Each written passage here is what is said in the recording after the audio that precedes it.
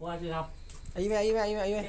เจ็บแล้วเจ็บแล้วเข้าเอาอะไรเนี่ยเอาไปได้ดอกเอาไปได้อย่าคู่มาบ่ได้สำเร็จ เอาไปได้ดอก เดี๋ยวข่อยเมาคือกันเว้ย เอาไปได้ดอกเอาไปได้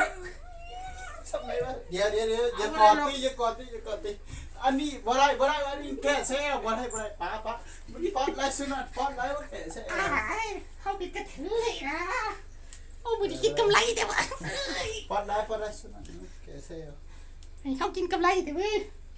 ปิ้วปิ้ว มูจิบสองเลยเอาไปได้ อย่าป๊อดได้นะข่อยบอก ไม่อยากขี้ใคร อันนี้มาป๊อดใส่โอ้ยบักสุนัขบักจะดีมึงก็มาช่วยกูเลย ขี้ใครเฮียเลยเว้ย ป๊อดได้ กูเก้กันเลยบอกกูเก้กันเลย บอสเฮียเลย สิถ่ายคลิปนะแบบเอาโหลดไว้สิ เป็ ถ่าย น คลิป บ้าเหรอ เนี่ยมีคนถ่ายคลิปเนี่ยอ๋อ ตายแล้วขี้ใครเฮียเลย